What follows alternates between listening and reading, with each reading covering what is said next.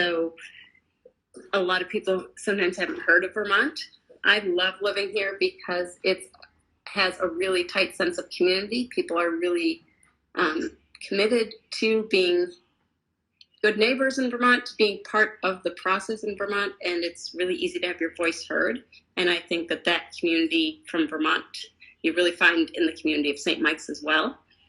It's also just a beautiful place to be. We have great outdoors, we have mountains, we have lakes, we have skiing, we have hiking, we have kayaking, we have rock climbing, kind of all the things you can think of to do.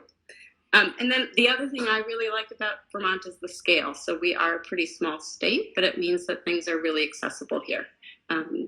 Burlington is our largest city and isn't all that large. But if you want to go to the State House, talk to the state senators, any of that, like you can really get involved. So I love that part of it too. That sounds really exciting. And so I think that's a great opportunity for students, which leads me into my next question is, what is St. Mike's College known for? So we are a small liberal arts residential Edmundite Catholic college in Vermont. And those I think are the things in a nutshell that we're known for. Specifically as part of that, I do always mention the Edmundites. So we are a Catholic college. We were founded by the Edmundites and we're the only Edmundite college in the world. One of the things I really appreciate about the Edmundites is it's a very welcoming order. They're very inclusive. And even though I'm not Catholic, I'm really comfortable being here, and about half of our students are not. So I think that's one piece we're known for is the Edmundite tradition. And part of the Edmundites' focus was really on social justice. And so that is another thing that we're known for because of our ties there. Our students are very active in the community. They volunteer a lot. They're very concerned about justice issues. We have a lot of volunteer trips that go. So that piece we're known for. We're also really known for our fire and rescue squad. It's a fully run, both fire squad and ambulance, run by our students. And they serve the community 24 hours a day, 7 days a week, 365 days a year. So right now, even though our campus is closed for classes and our students aren't here, our fire and rescue students are on campus and they are still answering calls out in the community. Right. And I'm trying to see if I can show that, but I'm not sure that I can, but it's okay. Later on, I will add a link to it so that people can learn more about the fire squad and that opportunity. So tell me, the squad is like 100% run by students. Yes. There are two staff who are St. Mike's alumni who were in the fire or the rescue department, and they,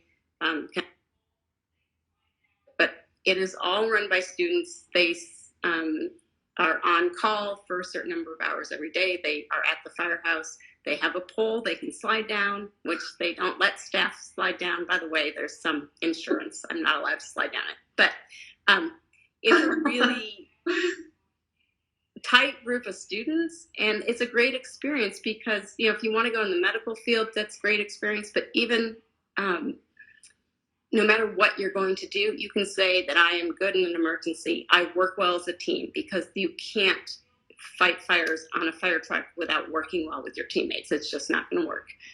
You know, you can think, you can solve problems. They're just all great skills for life, but it's also something our students love doing. And every time I talk to them, I'm so impressed. I don't think it's something I could do, but they love it. Here's my question. How does a student join this organization? How does a student join the fire club? Do they have to take testing? How do they even learn to fight fires? Because I'm not sure that I would know how to. They don't just throw you out there without any training. In the fall, there's always a time where students can sign up if they're interested. They have some informational meetings, and then you become a rookie. They have rookie training. So there's definitely, you know, we're not just throwing students into danger without training. So once you join and you complete the training, there are different levels within the fire department and also on the ambulance crew. And as you move up, you have more training. So some of our ambulance crew, they have specific training, obviously medical training. And I don't know all the steps exactly on top of my head, but I know that I've heard them all explained, and I know they have them on their website. But it really is you start out, you learn more about it. You're a rookie for a while, which means you're in training, and then you graduate after some testing and some more training when you've shown that you're able to handle yourself. And then over the 4 years that students are at St. Mike's, they really can advance as well and become a crew leader or a training leader or another leadership role.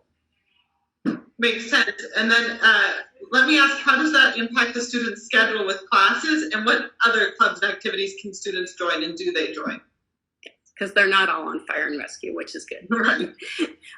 It's a cool club, but it's a cool club. It's definitely a commitment, and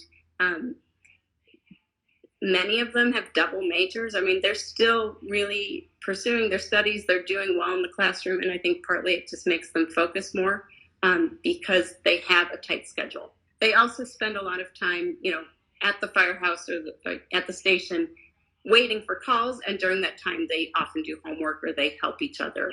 So I've heard that it's a really great team where they can, they get support from upperclassmen who've maybe taken the class before, and so that helps them. As far as other clubs, I would say our most popular things, we are certainly our volunteer organization, so that's called MOVE, and that again ties back to our social justice traditions. And our outdoor, we have an adventure sports center. So again, that's part of being in Vermont. So students that really like to ski or snowboard, we have great seasons pass discounts or deals at neighboring mountains. So students like to ski and snowboard a lot. And then there's also opportunities to do other outdoor activities different times of the year. Which I think is great. It ties back to what you were saying about the fun of living in Vermont. It is. If we're going to live here, we want to get outside and enjoy it. Also, leadership opportunities there. So students can be student leaders of trips or instructors in teaching students how to rock climb or ice climb or kayak. And then beyond that, we have lots of other activities on campus as well. Oh, we also have one of your colleagues saying that they studied abroad in Serbia and return every 3 years and work at St. Mike's now, and that it's a great place. But we also have another colleague that gave the link to the St. Mike's Fire and Rescue Instagram page. And we have a question that came in from a student, and they're asking, can you tell us something about sustainable projects on campus? And hold on one second. And is there any specific goal with sustainability? That's a great question. So we actually this year just launched our Center for Center for the Environment.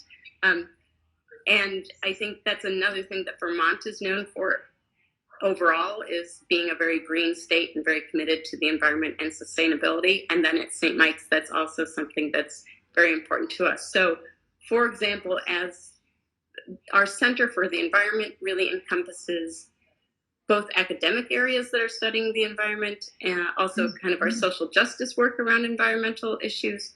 And then we have a farm on campus, or on the side of campus, that is a sustainable farm, and students work there. They have a farm stand on campus. It's a great hands-on experience, a way for students to really get experience.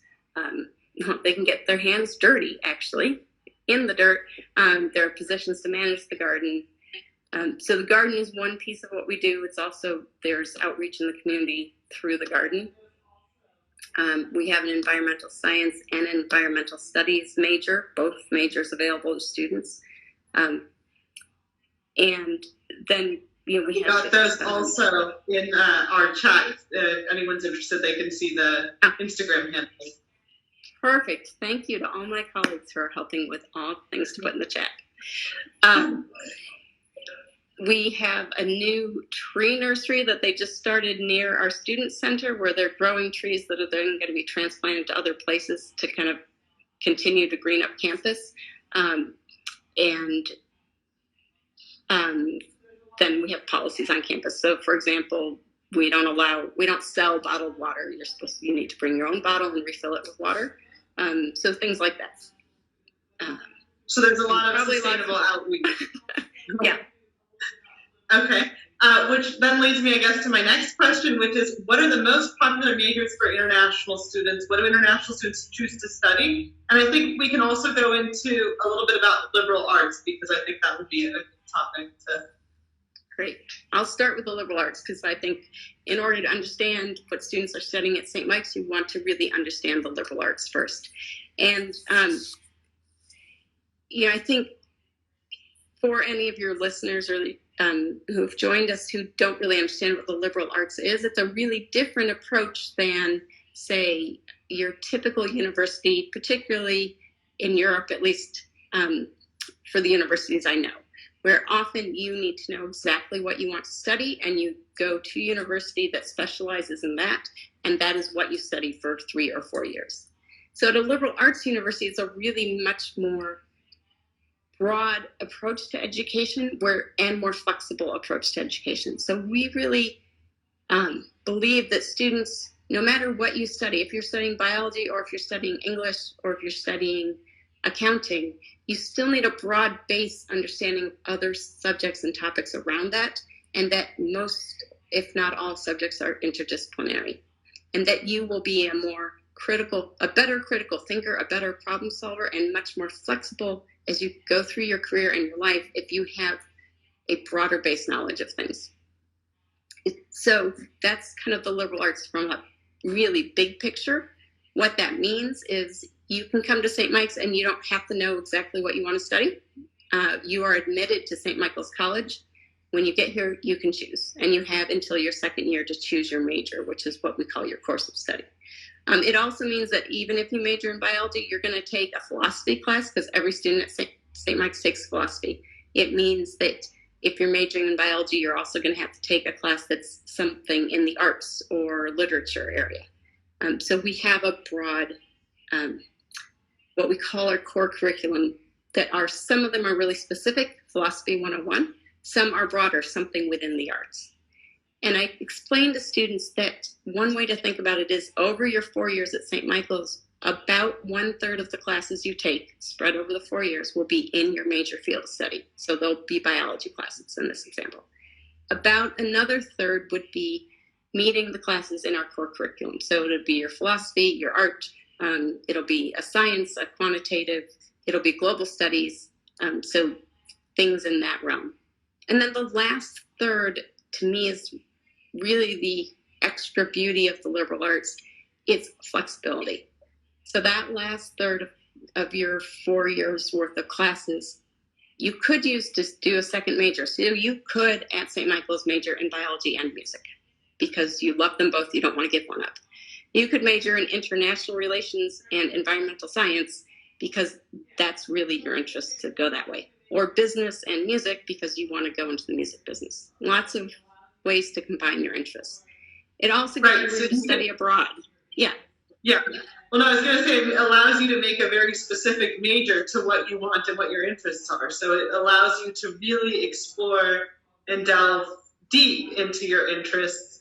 And one thing that I noticed that I thought was something valuable was not only that, but your student to faculty ratio is very low. So it's 12 students to 1 faculty. So that means that not only when you're exploring its interests, you get to have a lot of one-on-one experience. Exactly. And that is what the small liberal arts experience is about, and what our goal is at St. Michael's. And I think when you talk to our students about their academic experience, it comes back to the professors, it comes back to the discussions they've had in class, what they've learned from their other students. And that size also allows us to have, I think, a much more kind of hands-on experience of learning. So you might do research with a professor, you might be doing taking what you're learning in your accounting class and putting it to work out in the community with a nonprofit. So kind of all those pieces are the general academic experience. And then I think your question was, what are the popular majors for international students to study? Business is always popular. Environmental science, environmental studies are popular, partly because we're in Vermont. And biology, media studies, journalism, and digital arts. So that was our old journalism major, and now it's really in the 21st century. What does it mean to be how do you combine all of those things together? And psychology is also a fairly popular major. Neuroscience, which was fairly new, and then we have a brand new public health major, which has been really popular lately. Awesome. And so then how does a student apply to join St. Mike's? How do you become a part of this community? What are the application requirements? So first, I always start with, we do not require the SAT or the ACT. So we are test optional in that respect. And we really do mean optional. And particularly if I'm talking to international students, if you've taken the SAT or ACT and want to send me scores, that's fine, but you are not at a disadvantage at all if you have not taken either one.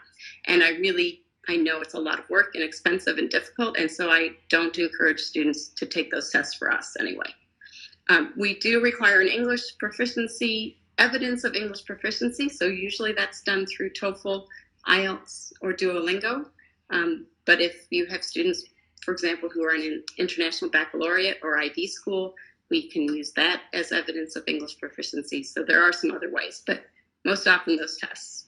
And then, there's the application, there's an essay as part of the application, and then we want to know, why are you interested in St. Mike's? That's our additional essay.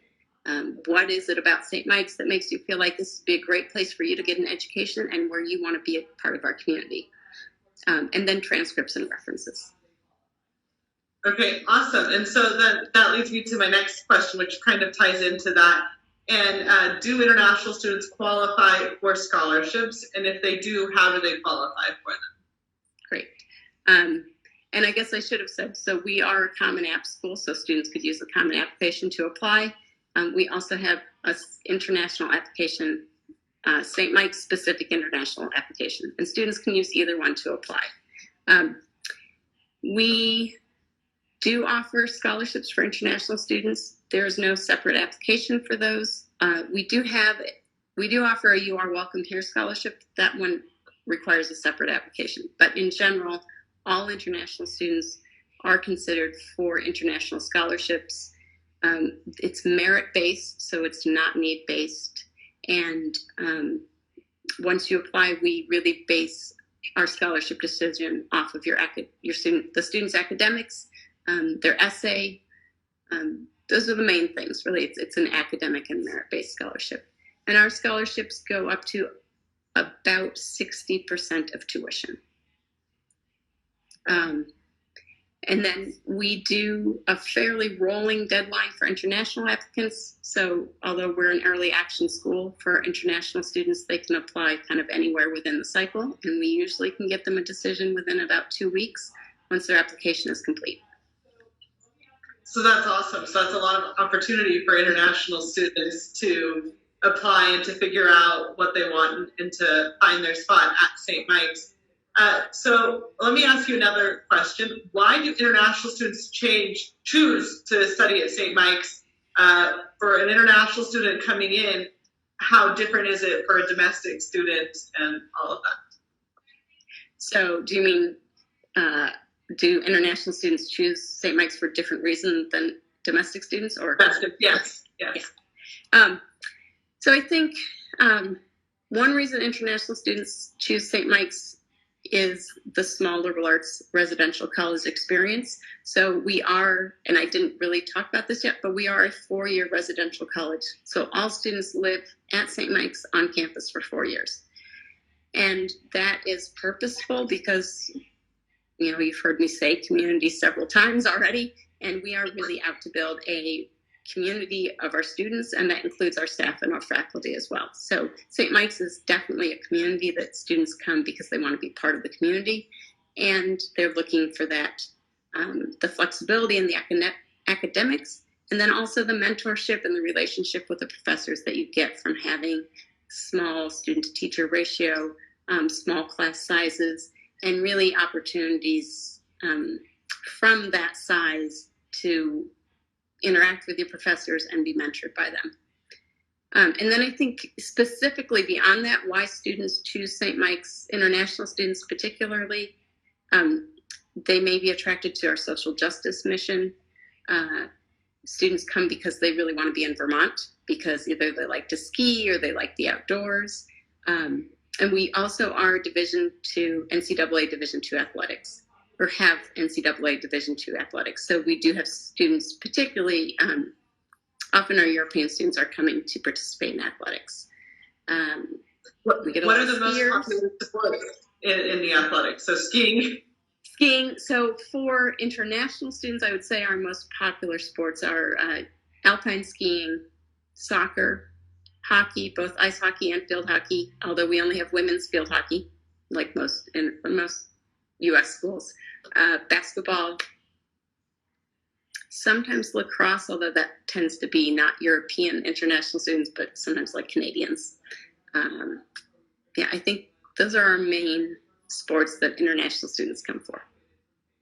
That's awesome. And then another thing I wanted to say kind of about St. Mike's that I read about before we started talking was that actually Vermont Senator Patrick Leahy graduated from St. Mike's with a major in political science. So I think for any student that's really interested in exploring, or Leahy, I might have mispronounced that, but that's okay. You can correct me.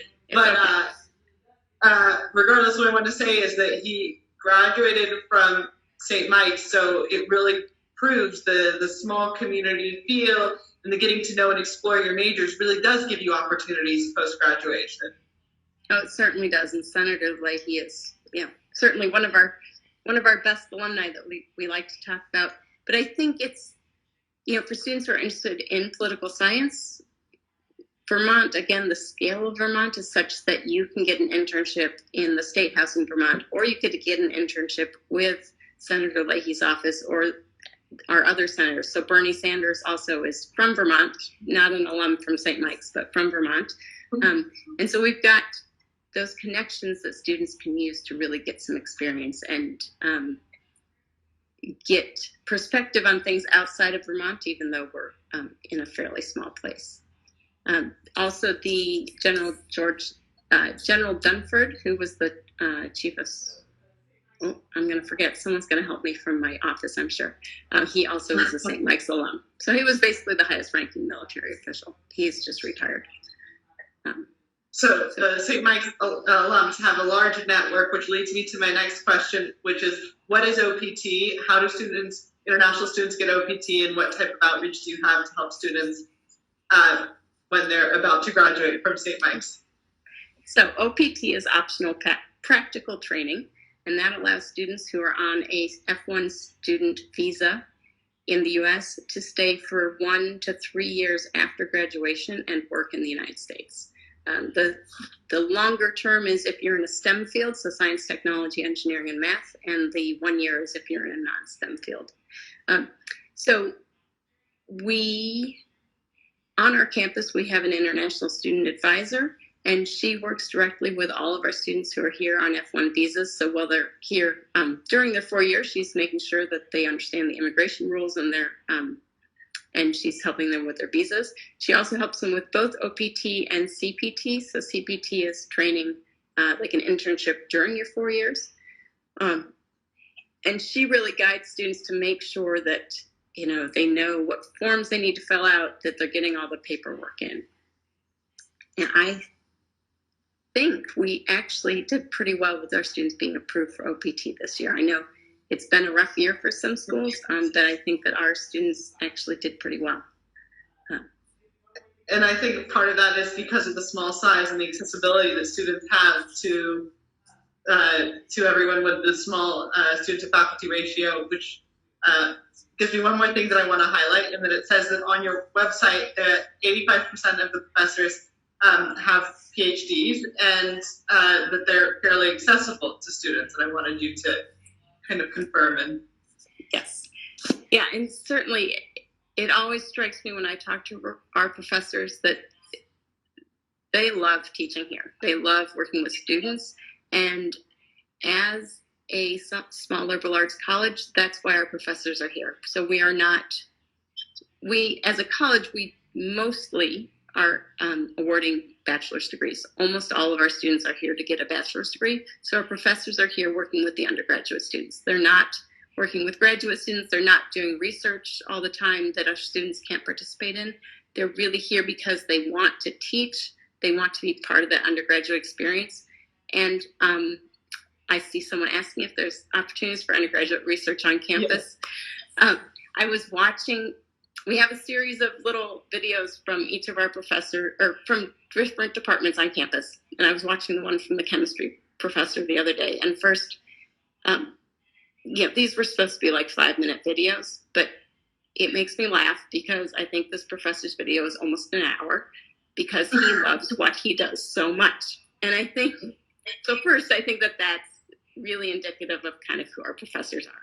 They just want to keep telling you about chemistry because they love working with students. But one point he made was all the, we have some, I'm not a biology person, so I can't tell you what the fancy names of the research equipment are, but we have some really impressive, MRI kind of FR, I don't know, things with fancy names that I should know. Someone else might help me with those. But his point was first-year students can work with those machines and use them, where if you're at a large research university, often those are only reserved for graduate students who are doing their master's and PhDs. So there's the opportunity to get experience right there in your class with this kind of research. And then we also do have summer research opportunities on campus for students with professors, not only in the sciences, but in a variety of departments. We had a student doing research on music last summer. So by the spring of senior year, approximately how many students are doing research with faculty or have done research with faculty? I know I'm asking for a statistic, but maybe. I do not know that number, but I can try and find out and see if I can get it for you. You can ballpark it. Because I think with that much access, it would probably be fairly large. Yeah, I think it, partly depends how you're going to define research, like a full research project versus having done a piece of something or been able to use that kind of high-level equipment. My sense is that most students who really want to do research are able to find a way to do that with faculty. So I wouldn't say 100% because I think that it really depends on the student also. Sure. I mean, if someone doesn't want to do research, no one can make them do research. Yeah. But for those that want it, it's very important. And I also think that biology this past year has been very interesting. Has been a really interesting topic for students, and they're all bringing it up. And so I think the opportunity to do research at an undergraduate level is something that is excellent for them. And I believe these opportunities are also available to international students, correct? Of course, yes. They're available to all of our students. Okay. And I would also say that, even like within our classes, so it's not necessarily summer research with a professor, but particularly our science classes, but even other classes, there's an emphasis on really getting out and practicing or getting hands-on experience with what you're learning. So our biology classes, for example, we have a natural area across the road from us, with a stream. So they go in the stream, they're doing water sampling and research right there as part of class on the stream. We also have wildlife cameras set up out there. So, one of the stories I love is that they caught someone who was poaching a deer, I think. So, they catch all sorts of things on the wildlife cameras, but lots of opportunities there as well. And then we have a symposium every spring where students can share their research, which is a combination of talks or posters so there's always a lot of students involved in that. Beyond that, we also have a lot of students doing internships. So that's kind of not necessarily the flip side of research, but it's another way that students are practicing what they're learning. And a good number of our majors actually require an internship as part of completing your major. Fair enough. And then are these internships paid or are they unpaid? And how does that work for an international student? I know that you mentioned CPT, and we also received a question asking us, what are the opportunities for working on campus? Okay, good questions. I think the internships are a mix of paid and unpaid.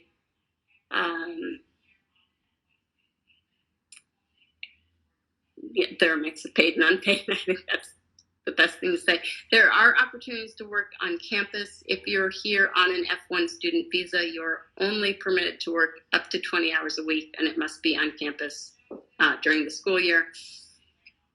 And I would say generally what I tell international students is that there are some jobs available on campus. Most students are not working 20 hours a week. So I tell them generally that's, you can earn enough to pay for maybe your books and some spending money, but not to expect you're going to be able to pay a lot of your tuition based on working on campus. And our international students, some of them are tutors, they are tour guides. They also work in the dining hall and the snack bar, so a wide range of things that they can do. Sometimes they're resident assistants, so RAs in the residence halls. That's wonderful. We have another question that came in, and it's asking to confirm that St. Mike's is Division II. So Yes, that means that you guys also have athletic scholarships available to some students if they're recruited. Yes, Division II is tricky. So we have some sports that offer some athletic scholarships. So some of our sports offer no athletic scholarships. Some of our sports offer some athletic scholarships that are generally about half of cost. We have, and then basketball, they do offer full athletic scholarships. And athletic scholarships may not be combined with merit scholarships, so you get one or the other. Okay. Was that clear enough? I think that's clear enough. I think that answers the question. So I don't know if you want to show us a little bit of campus, since I know that you said that you have a window there, so we can see a little bit of what campus looks like. Let's see if I can figure out how to do this. Oh, there we go. Perfect. All right. So I was going to try and take you around campus, but it's a bit windy, and I wanted to make sure that I still had good enough connection for folks. So this is really just the view from our admission office, but here you can see the chapel, the Edmundite Chapel at St. Michael's. And then to the right, way over in the corner, is our student center and dining hall, or our dining hall and our bookstore. And then back through the trees is really the main part of campus. So that's where the green is. And one of the great things about St. Mike's is that it's really walkable. So you can pretty much get across campus in less than 10 minutes. The first year residence halls are maybe 5 minutes from classes. I'm always amused. The students tell me they've got it timed exactly down to how long it takes them to get up and walk across the green to their academic building to get to their class. And most of our students, first years, are living in the residence halls that are right in the middle of campus, and they're mostly doubles. And then as they move through their 4 years, they move to more apartment style living, and those are kind of the second ring around campus. So they're a little bit further, but again, campus is really easy to get around. Yeah. So since you said that it's residential, so everyone's there. So everyone really gets to experience campus and getting to class easily and enjoy the wonderful nature. So let me ask, since I know that you said there's skiing in the winter, so I'm assuming that green is all covered in snow in the winter as well. It is. It's true. We do have snow here.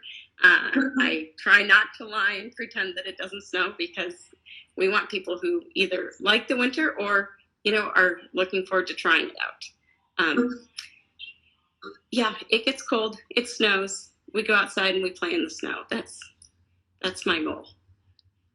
Yes. We also have beautiful falls in Vermont. So in the autumn, the trees all turn gorgeous colors, and it's just beautiful. We have a lovely view from campus, which I can't show you from my window, but of the Green Mountains, which are the mountains in Vermont. And we're about 10 minutes from the lake in Burlington. And we're on Burlington is on Lake Champlain, which is one of, it's not a great lake, but it's a quite large lake in the U.S.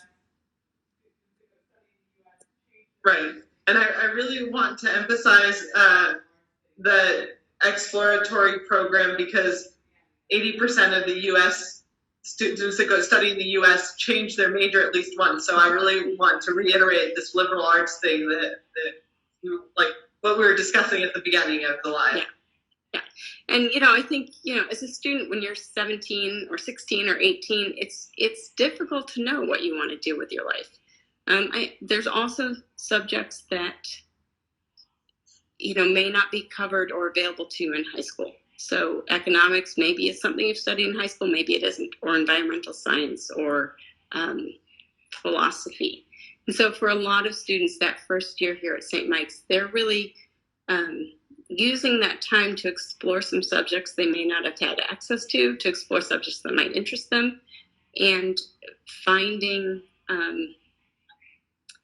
finding their passion or finding what they're interested in. So the flexibility is great, and we really are happy with exploratory students. If you say, I don't know what I want to study, I say, great, come to St. Mike's, explore what we have to offer. We are explorers both outside and in the classroom, and that's what we're really looking for students who want to do.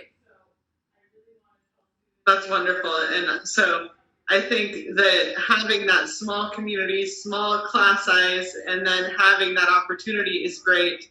So I really want to tell students to learn more that they should check out your website. They should visit www.smcvt.edu so that they can explore a lot of these exploratory majors and see a lot of what is available at St. Mike's to understand the community in the liberal arts school and those opportunities. Yeah, and we also, on our Instagram account, we have some videos of students talking about why they like St. Mike's, or what their favorite class memories are, some things like that. So that's also a good thing to check out. Right. And we have this question: can you tell us about plans for returning on campus, and will be students rooming together knowing the COVID-19 pandemic? So excellent question. Yes, our students are returning to campus this fall. Most of our students are. We do have options for students who are not able to return to campus or who aren't comfortable returning to campus, that they can take their classes online. We will mostly be having, I would say most of our classes are kind of a hybrid approach, where there will be some in-person time, but also quite a bit virtual. We've done a lot of rearrangement of our classrooms to really, make sure students can stay 6 feet apart. We will have students rooming together, and what we're doing is thinking of like sections of our residence halls as kind of pods. So there will be a certain group of rooms of students assigned to the same bathroom who are I don't know if pod is something you're using in Serbia, but so a group of people that can be who are like a family unit is probably the best way to put it. We do have a full schedule of quarantine for students depending on where they're coming from. We have a full testing regimen, and our hope is really that because we're a fairly small campus community, that we can get students here safely, and that we can keep things under control. Also, Vermont has had one of the best responses in the U.S. to the COVID pandemic, and our case numbers are really, really low right now. So we're hopeful that being a place where I think, we're not highly densely populated, there's a lot of room to get outside and have fresh air and kind of spread out. And then also, again, back to that point of Vermont being a community, people respect that they are trying to keep each other healthy and that they're doing this for the health of the community. And we're hoping we see that on our campus as well. And another thing I wanted to highlight that I found very relevant right now, that I was reading earlier today on the St. Mike's magazine, that it was talking about technology in higher education. And I find this to be really relevant because technology is becoming even more influential in education right now with the pandemic. So I think that also highlights that St. Mike's is ready for the taking control and making sure that everything goes through. Yeah. So, yes. I think our faculty's been working hard all summer getting ready for this. Well, that's also very important, and I think that's one thing that's really important when we talk about these small class sizes. Faculty really wants to make sure they're able to provide the necessary information for students. I don't know if there's anything else that you want to tell us about St. Mike's, anything I forgot to ask or that you thought would be really important for students to know. That's a great question. I feel like we've covered a lot. I think the one thing is interesting. Before I each kind of year before I go out and start recruiting again, I like to kind of survey the current international students, or the students that I know on campus, the international students, and ask them, particularly after their first year, how have they found it, what have they liked, and what did they think. And the word that comes up most frequently from them is the sense of family. Like, they feel like being at St. Mike's, they've found a new family. And I think particularly if you're an international student far from home, it's really nice that we have this tight community where, you know, students aren't all just running off to home on the weekends. Our students stay around, so you have a community that you're part of. But I think even more than that, they feel like it's their new family. And I think that is the sense I get most strongly here, is the staff, the faculty, the students, we're all in this together. That's very important, to have that sense of family and that sense of community. So I want to thank you for taking the time to talk to me today about St. Mike's and letting everyone know about St. Mike's. This video will be saved on the Instagram TV, so people can refer to it for more information. And I want to tell everyone to check out St. Mike's website at www.smcvt.edu, as well as check out our website to learn more about studying abroad, ugrad.org, so yougrad.org. And obviously follow both of our Instagram pages. Great. Thank you so much for giving me the opportunity. This has been a lot of fun. Thank you.